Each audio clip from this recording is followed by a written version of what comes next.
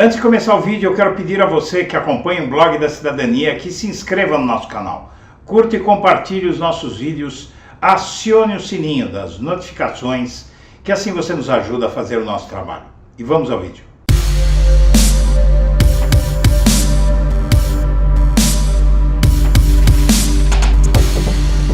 Bom dia, senhoras e senhores. Hoje é 10 de junho de 2022, são 8 horas da manhã. No valor econômico, Supremo limita votos de indicados de Bolsonaro. Com a nova regra, votos de aposentados não serão mais zerados.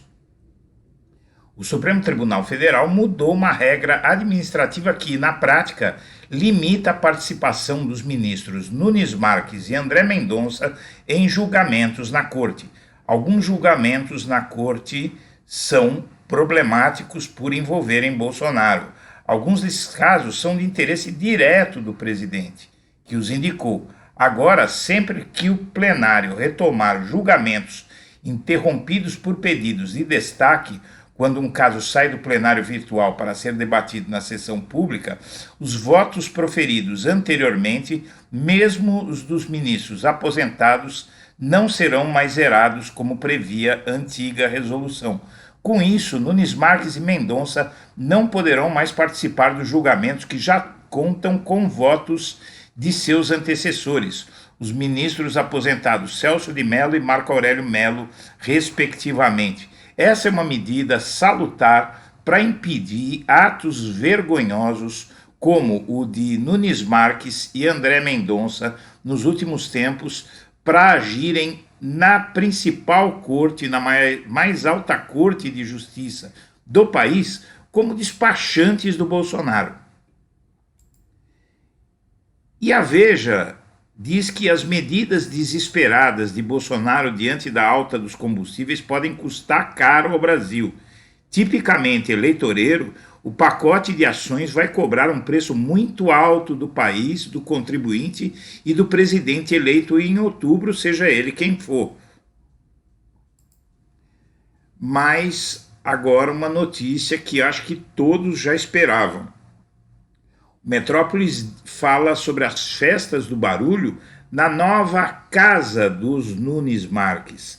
A casa foi comprada por 4,5 milhões de reais por empresa registrada no Piauí em nome da mulher do ministro do STF. A família do ministro Cássio Nunes Marques, do Supremo Tribunal Federal, está de endereço novo em Brasília e tem promovido festas do barulho que estão deixando furiosos alguns de seus vizinhos. A farra mais recente foi na noite de quarta-feira e entrou pela madrugada com música ao vivo, forró em alto e bom som, e no domingo passado houve outra também barulhenta. Por saberem que a casa é da família do ministro do STF, nenhum dos vizinhos ousou chamar a polícia até agora para tentar pôr fim ao excesso de barulho fora de hora. Em privado, porém, não faltam queixas. Vocês vejam que esse Nunes Marques, que comprou essa mansão, tá aí a foto da mansão, ele é o ministro que mais tem beneficiado o Bolsonaro nos julgamentos dos quais ele participa. Então, veja só a casa, vamos ver algumas fotos da casa, aqui as fotos do indigitado, outra foto da casa, é realmente uma bela mansão. E o Donald Trump está sendo investigado por ter incentivado a tentativa de golpe, diz o comitê que investigou o ataque dele, dos apoiadores dele, ao Capitólio, que é o Congresso dos Estados Unidos. O comitê que investigou o ataque dos trumpistas ao Capitólio dos Estados Unidos em 2021 expôs nesta quinta-feira, dia 9, que o ex-presidente Donald Trump estava por trás de uma tentativa de golpe para se manter no poder. Em uma audiência televisionada em horário nobre sobre as descobertas da investigação, o Comitê Especial tenta persuadir um país dividido da existência de uma trama ainda em andamento orquestrada por Trump para reverter o resultado da eleição de 2020 vencida por Joe Biden. Uma notícia que eu acho, uma informação que é bom a gente refletir. O Bolsonaro é fã do Donald Trump e tem feito tudo para imitar as ações dele aqui no Brasil. Ponto. E no Globo, a ala do governo tenta evitar encontro de Bolsonaro com embaixadores para falar da eleição. Integrantes do governo Bolsonaro têm atuado para demover o chefe da ideia de se reunir com embaixadores para falar sobre eleições. A avaliação dessa ala do governo, da qual fazem parte 2 ministros ouvidos, sob condição de anonimato, é que o encontro só serviria para expor Bolsonaro, ou seja, para evitar que ele fale besteira, querem evitar o encontro. E vem aí a ressurreição do Olavo de Carvalho na pele do ex-chanceler porra louca do Bolsonaro, o tal do Ernesto Araújo.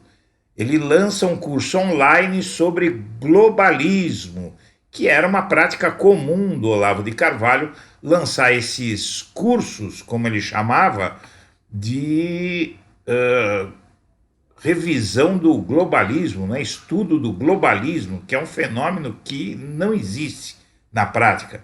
Ernesto Araújo está lançando em curso um curso Entenda o Globalismo com as suas várias configurações conceituais históricas. É a nova etapa do curso de logopolítica que o chanceler está propagando em sua página na internet.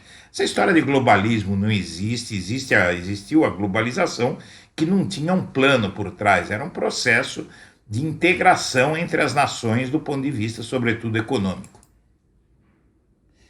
Mentiroso na cidade, diz o Correio Brasilense. Bolsonaro é alvo de protestos em Los Angeles, ele está nos Estados Unidos. Nos muros da cidade, manifestantes pregaram cartazes com o rosto dele em chamas, com chifres feitos com fogo e chamando o presidente de criminoso ambiental. Liar in Town.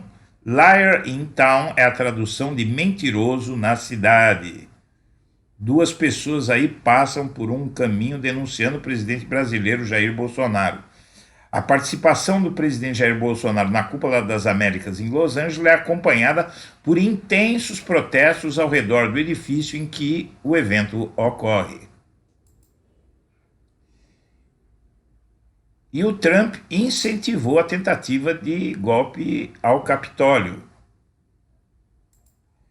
Em cúpula, ONU soa alerta sobre onda de autoritarismo e desinformação. O secretário-geral da ONU, Antônio Guterres, usou o palco da Cúpula das Américas para alertar para a onda autoritária e de desinformação que atinge as Américas. Isso é um recado claro para o Bolsonaro, evidentemente. E a ONU critica a ação extremamente lenta e cobra o governo Bolsonaro por buscas no Amazonas, na Amazônia, diz o UOL. O alto comissário das Nações Unidas para Direitos Humanos criticou a resposta inicial extremamente lenta por parte das autoridades brasileiras na busca pelo indigenista Bruno Pereira e o jornalista britânico Dom Phillips. E por fim, o Bolsonaro quer congelar todos os preços até a eleição. Isso tem um nome na minha terra. Tomar alguma medida para durar só até as eleições costumava ser chamado de estelionato eleitoral. E esse é o grande risco. O Bolsonaro ainda tem vários meses pela frente e pode fazer sumir da visão dos brasileiros os aumentos de preço. Mas evidentemente que isso não vai funcionar, porque para ele congelar os preços, ele tem que emitir uma medida. Eu nem sei se ainda é legal, isso já foi feito no Brasil, lógico, na época do Plano Cruzado.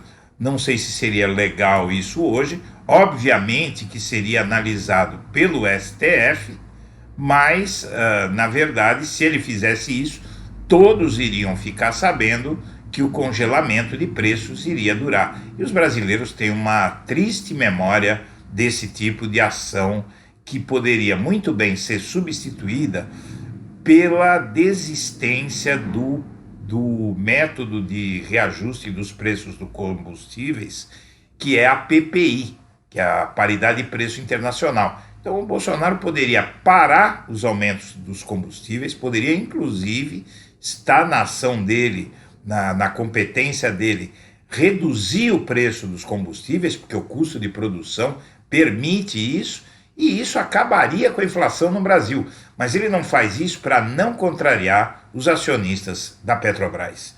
Minha amiga, meu amigo, nós agradecemos a atenção e voltamos ao meio-dia. Um abraço para todo mundo.